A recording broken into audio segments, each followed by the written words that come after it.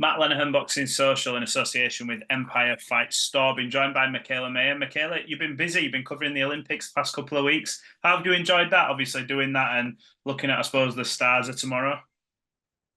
It was fun. It's a lot of work. It was a lot of work, but not as much work as I thought it would be because I actually was supposed to fight August 31st. Like that was the kind of date that me and Jonas were hoping Boxer would come through with.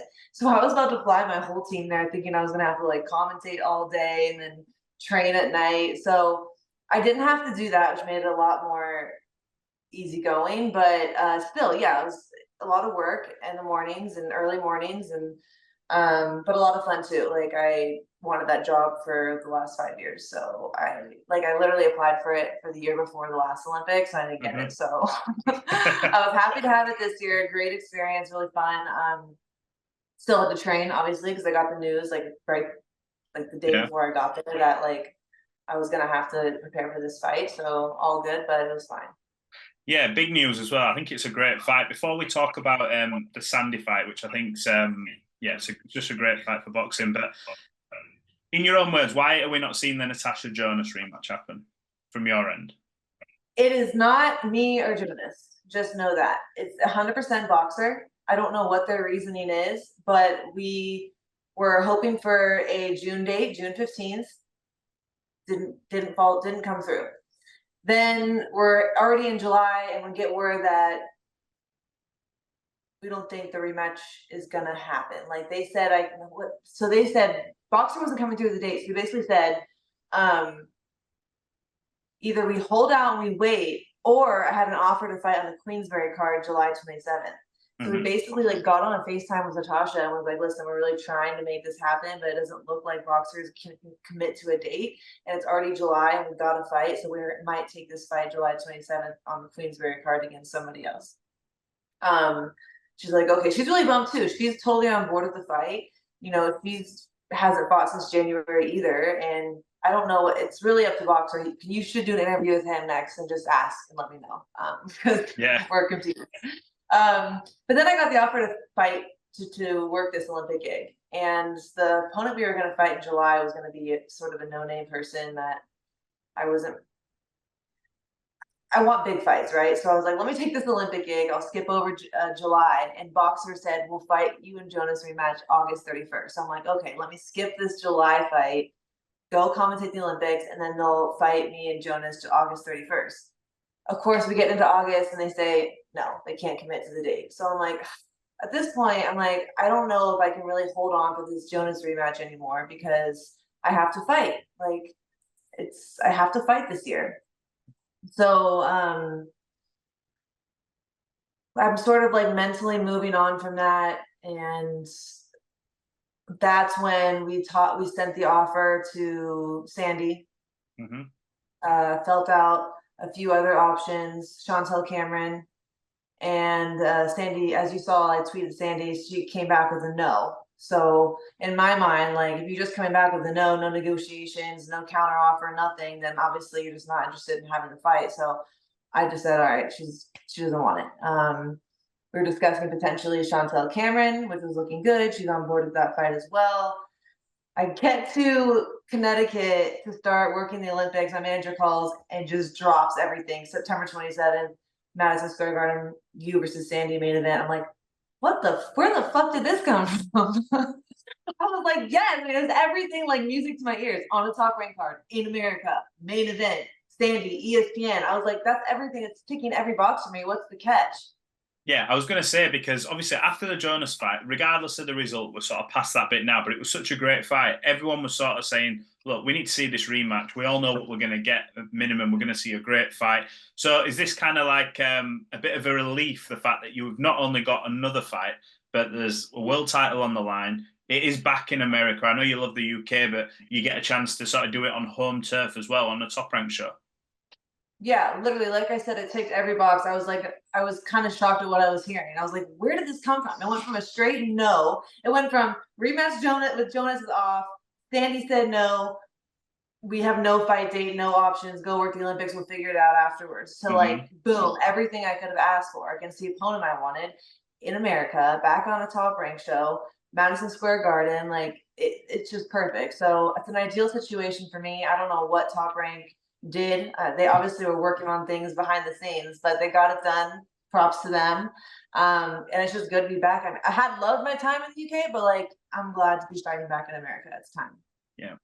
Is the fact that you had a lot of success in the UK, regardless of decisions and things like that. But the fact that you've had the two biggest fights you had there, is it a bit of a weight off knowing that you're sort of back in America? You're on home turf kind of thing where you feel like maybe, I don't know, that you don't have to win a fight by sort of 6 rounds kind of thing. Do you feel that pressure from the judges? I know you were disappointed too, kind of thing. Listen, robberies happen no matter where you are in the world in boxing.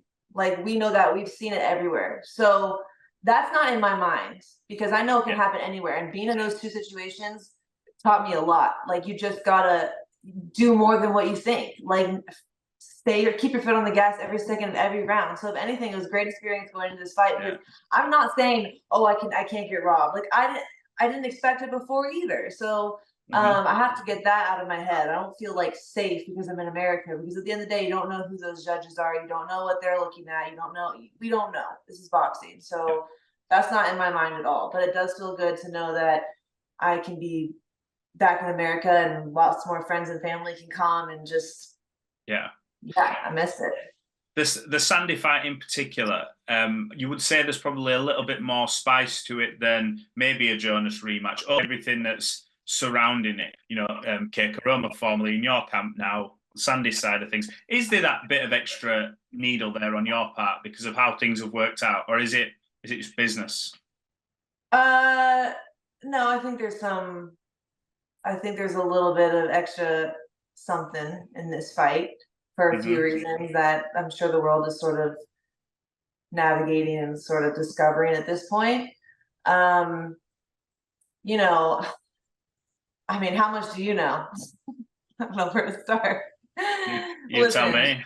Long story short, the week I was about to fly out to the Jonas fight, Coach Kay Koroma comes up to me and says he's bringing in Sandy. Literally, as I just finished training, about to go home, get ready to fly out.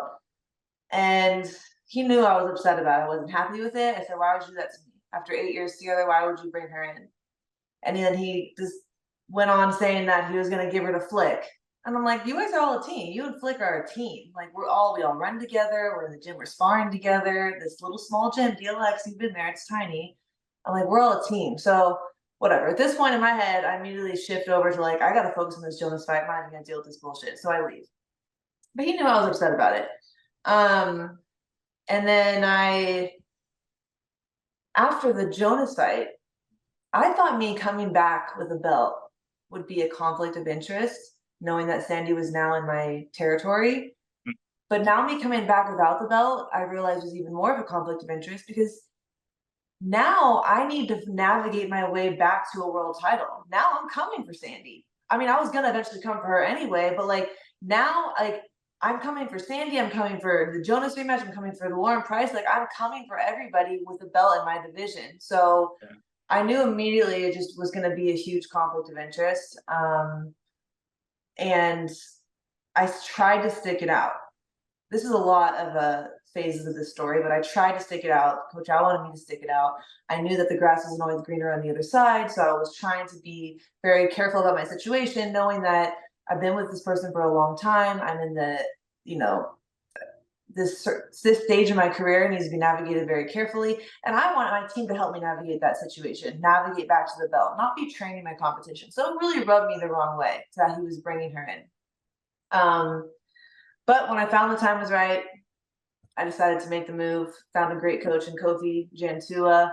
Literally, it was a blessing in disguise. Like, it felt like a really frustrating situation for me, but I ended up navigating it on my own perfectly, and I feel like I'm better for it. Like, I really am happy with my situation, and I think it was for the best, so she can have all that.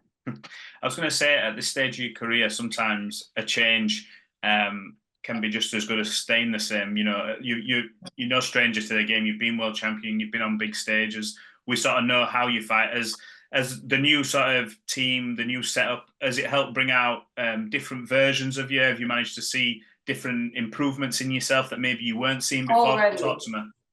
100%. Like the second I got with Kofi, he broke me down. Like he made me feel like I don't know shit about boxing. And I was like, oh God, I'm like, wait, how did I get this far though? The like, Olympian. He's like grit, like purely grit. And I'm like, okay. And I'm like, that's okay, because nothing what he was showing me was super different. He was working with the style that I had, but simple things that, made my punches come off a lot easier. And obviously he was always a big knockout artist, so he's big on power punching. And so just helping me add that into my arsenal. And yeah, you're right, learning so much. And we spent like the last 10-12 weeks together, and it took a minute at first because I've been used to doing the same thing for so long. But he was patient with me, and he's proud of where I am now. And so now we have a whole camp together, and it just feels good.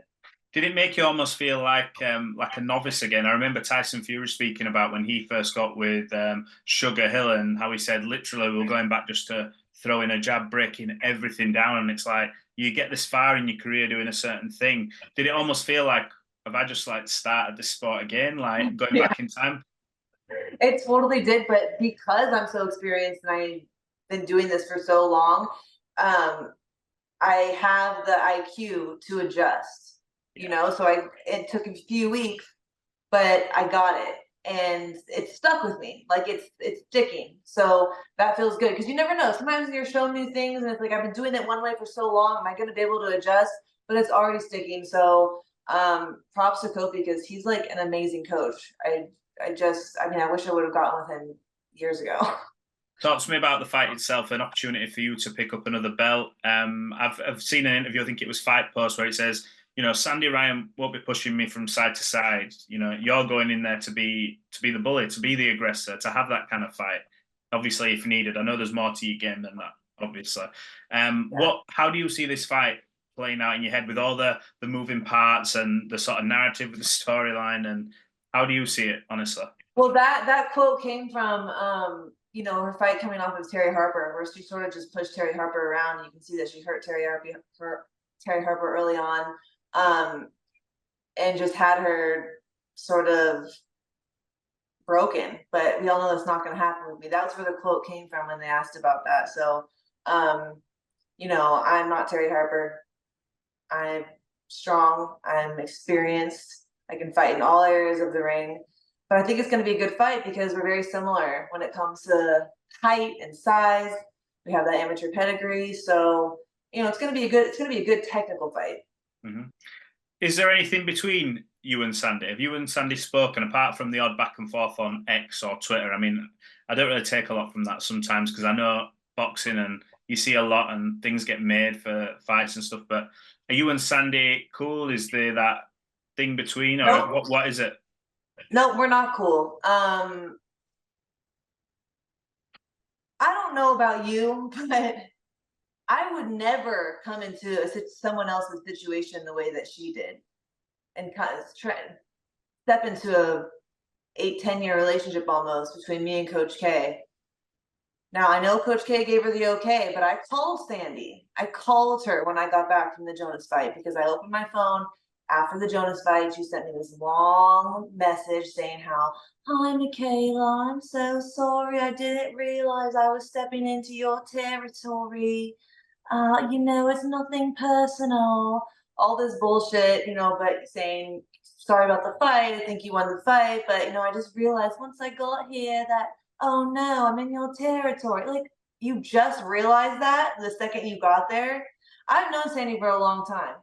Okay, we go back to the days in the amateur. We've been communicating on social media over the years, here and there, So for her to not hit me up and say, "Hey, guess what? I'm coming to Vegas to join your team. Isn't that fun and exciting?" She knew what the hell she was doing. I called her, said, "You need to call me. I'm back." Told her I wasn't comfortable with it. Told her that we are eventually going to fight, and this is a huge conflict of interest. She went on to saying, "Oh, we're not going to fight. I'm going to fight this person, that person." I'm like, "Sandy, we're going to fight. And my team should be helping me navigate that fight, not training you. And I'm not happy with it. And I don't know what I'm going to do, but in this situation," she's like, "and telling me it's not personal." I said, "Well, it's personal to me. This is my personal gym and it's my personal coach." Yeah. So it's personal to me. But she sort of, just trying to be sweet and play dumb, like she didn't know what she was doing, but she absolutely did. So, no, we're not cool. Okay. For obvious reasons. Yeah. Well, I think we end it on a positive note. You're back in a mega fight. Like, you go from one fight to another. A defeat hasn't, diminished your stock, and you get a chance to fight in the States at Madison Square Garden, and there's a chance to get a lot of satisfaction, providing you get the victory over Sandy Ryan. Have you got a message for all your fans, across the world, who will be tuning in, supporting you, and pushing this fight, because it is a good one? Yeah, 100%. I mean, I feel like I've always said to you guys from the beginning, ever since you started interviewing me, that I just want to be a part of big fights. Yeah, it's great if there's a belt on the line, because we all want to fight for belts, because it keeps us, in position to make the more future fights. But I've always wanted the biggest fights possible. So this just proof that, I say what I mean. It's going to be a really big event. I am excited that it's going to be Madison Square Garden, main event. I think we have a great undercard also with Shushu and Xander. Yeah, so yeah, which you don't always have a ton of great support on your undercard. So kudos to Top Rank for that. It's going to be a big event. Awesome. It's close to the UK, so not too far if you want to hop on over to New York City. But it 100% won't disappoint. So get your ticket. And lime green is the color. So, if you're Team Mikaela, you know it's where. Always good to know. Mikaela, look, I appreciate you jumping on and giving us some of your time. I know there'll be a queue of people waiting to speak to you. So yeah, let's catch up closer to fight week, and fingers crossed we're there for it. Right on. Thank you. No worries. Appreciate it.